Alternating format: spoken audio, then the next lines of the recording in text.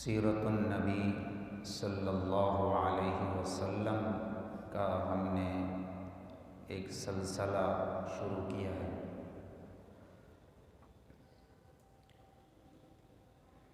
उस सिलसिले का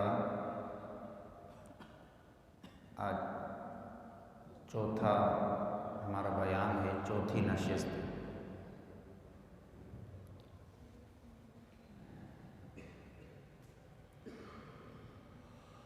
इससे पहले हज़रत इब्राहीम का अपनी अहलिया, अपने बेटे इस्माईल को मक्का छोड़ना, अल्लाह के हुक्म से बैतुल्ला की तामीर करना, फिर बैतुल्ला में उनकी आबादी, फिर मज़ीद क़बाइल का वहाँ आना, कबीले जुरहम का आना, फिर कबीले जुरहम से इस्माईल अलैहिस्सलाम की नस्ल का बढ़ना, उनसे उनकी शादी होना उस ख़ानदान में। एक ज़माने तक मक्का तौहीद पर रहा, दीन इब्राहीमी पर रहा।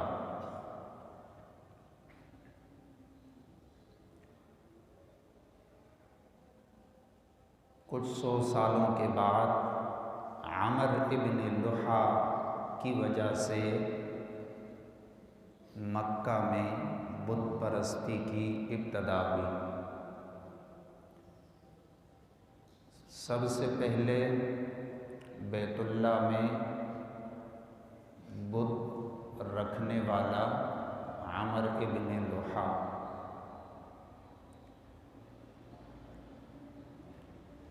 ये इस पर हम इससे पहले बात कर चुके हैं।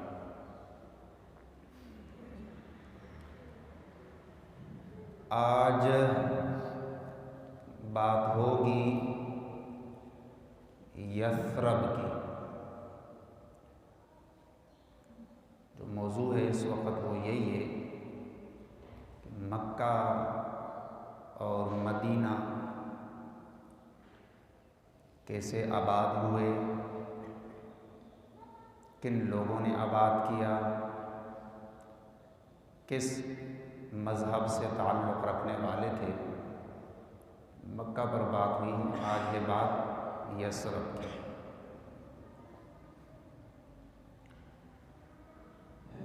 खाली इलाका था यस्रब, नाम उसका यस्रब था।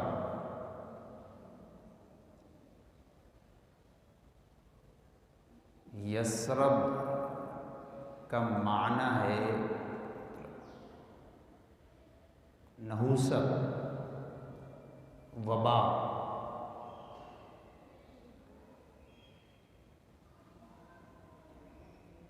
जब तक कोई आबाद नहीं था वहाँ, तो उस वक़्त तक तो उसका कोई नाम नहीं था। लेकिन जब लोग आबाद हुए, वहाँ की आबो हवा कुछ ऐसी थी कि वो मुआफ़िक नहीं आती थी, तो उस शहर का नाम यस्रब पड़ गया। बीमारियों का घर, वबा की जगह, नहूसत की जगह, इसलिए उसको यस्रब कहा गया।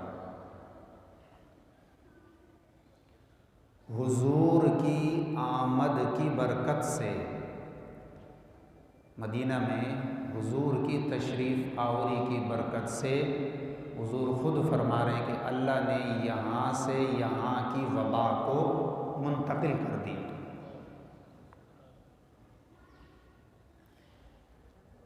और अल्लाह के नबी ने इसको मदीना तौबा कहा, यानी अब बीमारियों से पाक शहर। तौबा तय्यबा, तय्यब पाक, मदीना तौबा। हदीस में मदीना मारूफ ये है, ख़ास ये जो शहर है। लेकिन एक बात आप याद रखें, अरबी इस्तिलाह में मदीना मुतलक किसी भी शहर को कहा जाता है। शहर कराची, शहर लाहौर, इस्लामाबाद शहर, रावलपिंडी शहर, अरबी में मदीना किसी भी शहर को कहते हैं।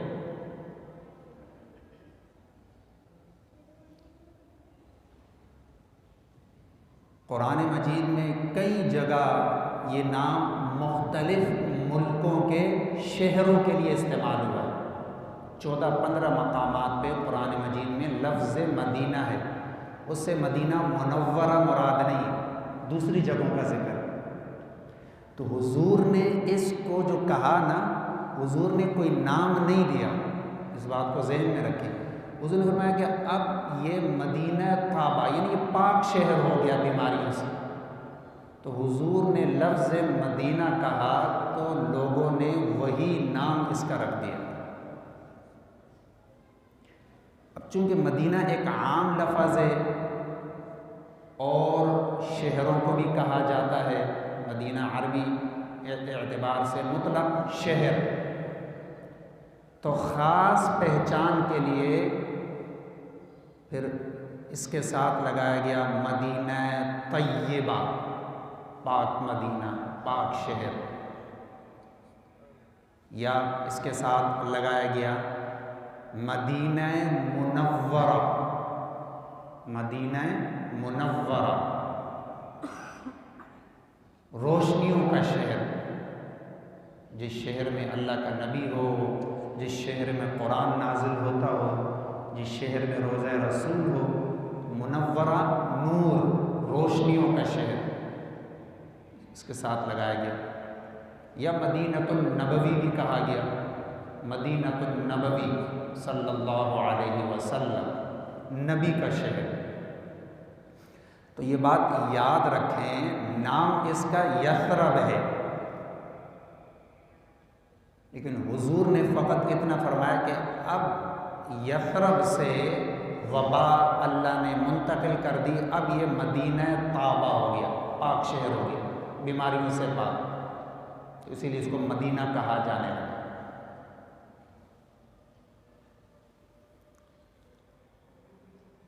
ये भी मतलब जैसे मक्का है, ऐसे मतलब कुछ कदीम ज़माने से यहाँ कोई आबादी नहीं थी।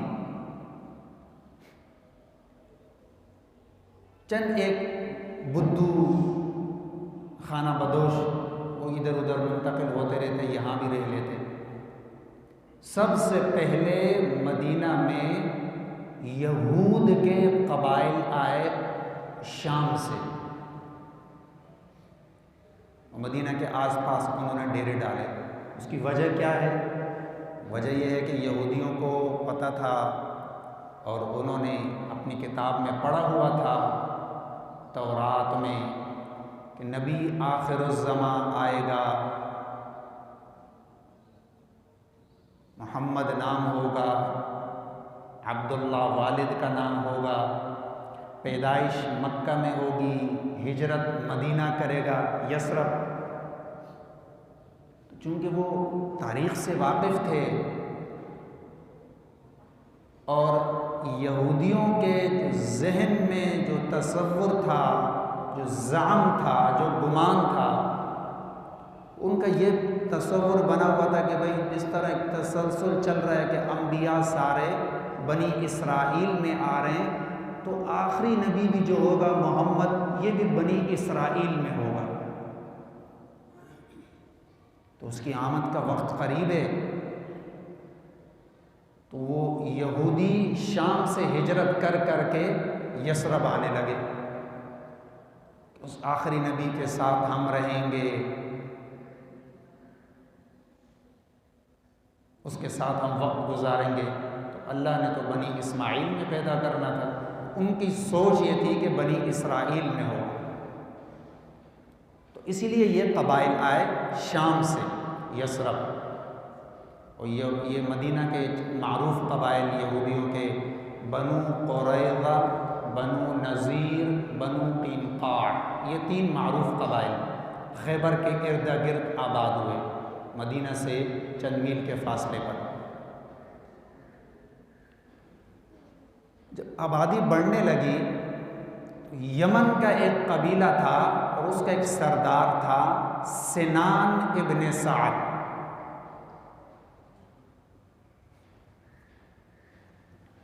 उसने ये बात सोची कि भाई लोग एक नई जगह आबाद हो रहे हैं, कुछ न कुछ है मामला, वहाँ कोई ख़जाना है, वहाँ कोई तिजारत है। वो इस मिजाज का था, पैसा मिले, तिजारत मिले, माल और दौलत मिले। यमन में उसकी सरदारी थी। इस सिनान इब्न साद ने अपने बेटे को एक लश्कर के साथ यसरब भेज दिया कि तुम भी वहाँ जाओ और जैसा भी है यसरब पर कंट्रोल हासिल करो, यसरब को अपने मातहत करो।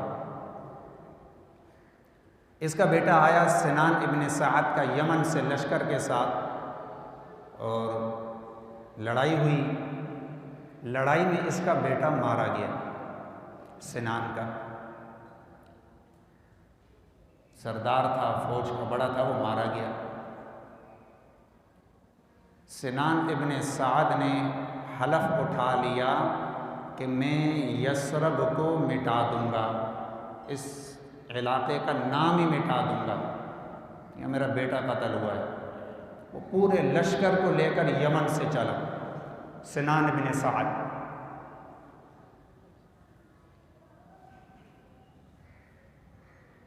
यसरब पहुंचा, लड़ाई शुरू हो गई यहूदियों के साथ, क्योंकि यहूदी आबाद थे। दिन को लड़ाई होती, रात को यसरब के मदीना के जो यहूदी थे वो इनके लिए इकराम के लिए खाना भेज देते कि मुसाफिर हैं, इनके पास कुछ भी नहीं होगा। दिन को लड़ाई होती, रात को यहूदी यसरब वाले सिनान इब्न साद के कबीले के लिए, इनके जंगजुओं के लिए खाना भेज देते। अब सिनान भी हैरान, हमारी जंग हो रही है, मैं अपने बेटे का इंतकाम लेने आया हूँ, लोग मारे जा रहे हैं, दिन को लड़ाई होती है, रात को ही हमारे लिए खाना भेज देते। सिनान ने बुलवाया, मुज़ाकरात के लिए बुलवाया। यहूदियों के 2-3 उलमा आए, कहा भाई क्या मामला है, तुम लोग क्या चाहते हो? दिन को लड़ाई, रात को खाना खिलाते हो, मकसद क्या है? उन्होंने कहा कि आप बताएं आपका क्या मकसद है। पहल तो आपकी तरफ से हुई थी, बेटा तो आपका आया था यहाँ कब्जा करने। कहानी मेरा बेटा मारा गया, मैंने इंतकाम लेना है, मैंने यसरब को ख़त्म करना है।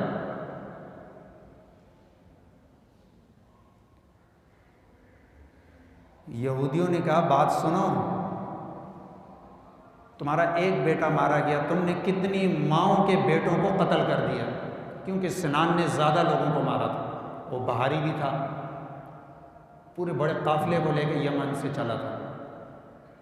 मदीना के यहूदी इतने नहीं थे, कहा अपने एक बेटे के बदले तुमने कितने मार दिए, जंग ख़त्म नहीं हुई और लोग मरेंगे,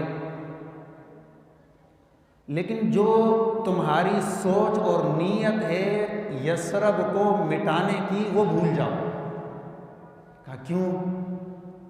कहा हाज़िही महजर मुहम्मदुर रसूलुल्लाह, इसलिए कि ये जो जगह है ये अल्लाह के आखिरी नबी का मस्कन है, ये ख़त्म नहीं हो सकता।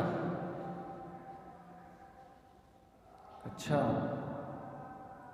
लड़ाई ख़त्म कर दी, सिनान ने लड़ाई ख़त्म कर दी। दीन मज़हब अक़ीदा तो उसका कोई था नहीं, उन्हीं यहूद उलमा से समझा, अहले किताब के मज़हब के मुताबिक बातों को समझा, दीन को समझा, तालीमात को सुना, वापस जाने का इरादा कर लिया। वापस चलता हूँ, अपने काफ़िले को लेके वापस हो गया।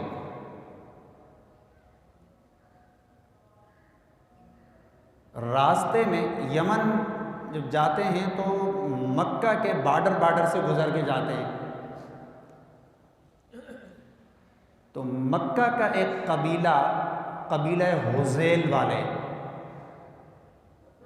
उनका काफ़िला, उनके चंद अफराद आकर सिनान इब्ने साद से मिले। ये कबीला हुज़ैल वाले जो है ना, ये आमर इब्ने लुहा को पसंद नहीं करते थे।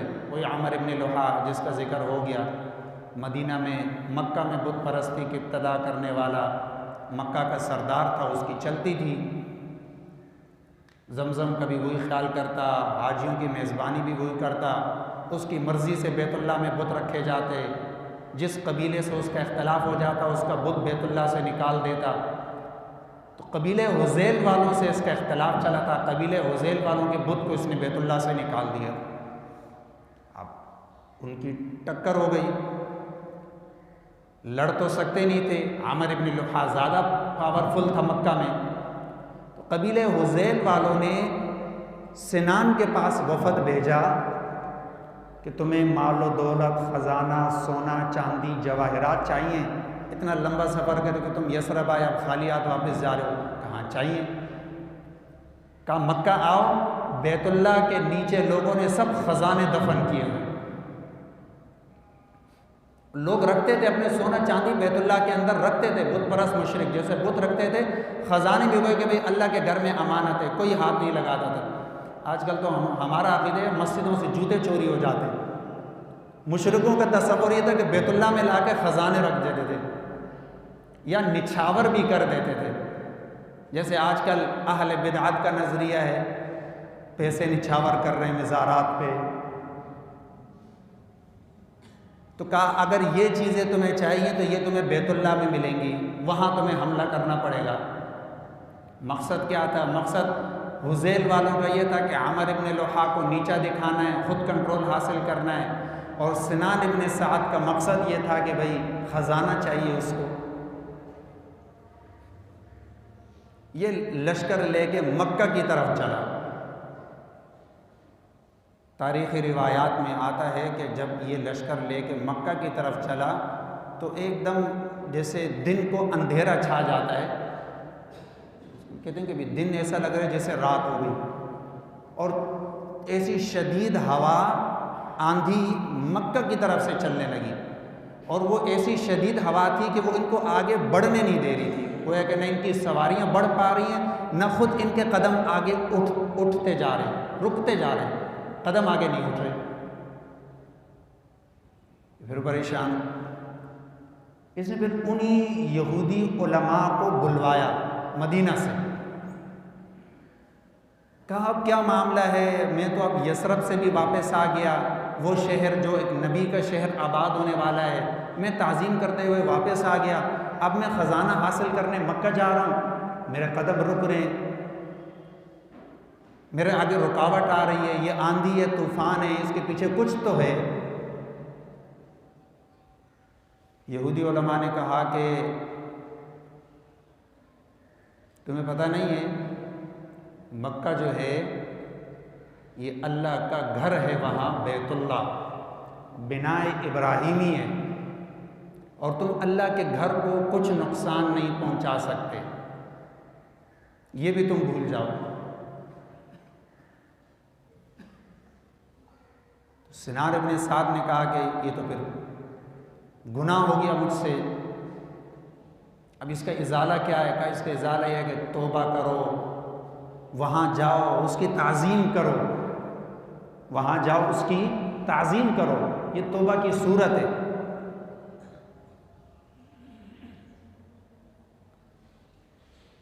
सिनान इब्न साद अपने काफ़िले के साथ मक्का आया और ताज़ीम और तौबा की सूरत उसने ये बनाई कि बैतुल्लाह के ऊपर गिलाफ चढ़ा दिया। सबसे पहले बैतुल्लाह में गिलाफ चढ़ाने वाला तारीख़ी एतबार से सिनान इब्न साद है।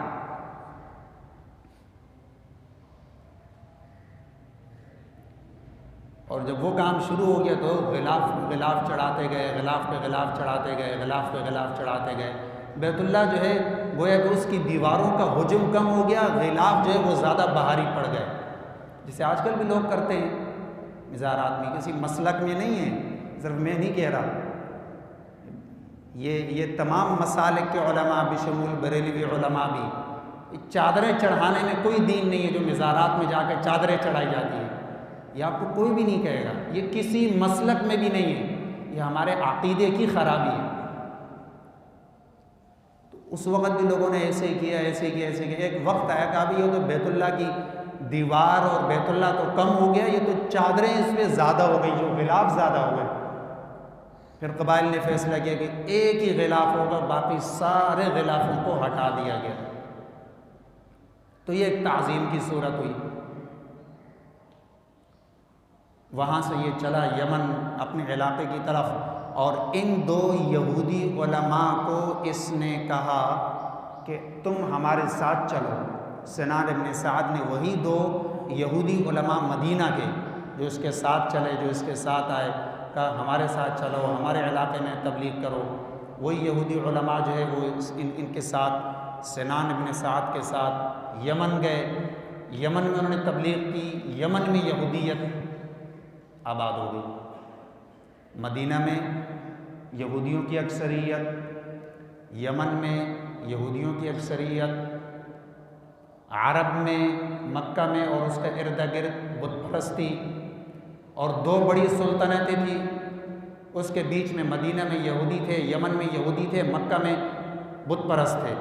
इसके अलावा पूरी दुनिया में दो बड़ी सुल्तनतें थी, ये बीच के टुकड़े में ये चंद एक लोग थे, यानी मक्का और उसके इर्द गिर्द बुत परस्त, और मदीना और उसके इर्द गिर्द यहूद, और यमन में यहूद।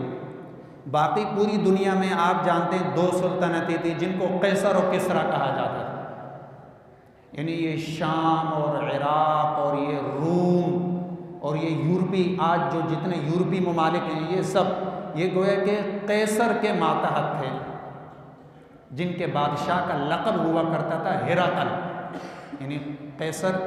जैसे आजकल जैसे हमारे ज़माने में नाम तो कुछ और होता है, लेकिन किसी भी मुल्क के सरबराह मुमलिकत को जैसे प्रेसिडेंट कहा जाता है, सदर, प्राइम मिनिस्टर। प्राइम मिनिस्टर का मतलब ये नहीं कि उसका नाम प्राइम मिनिस्टर है।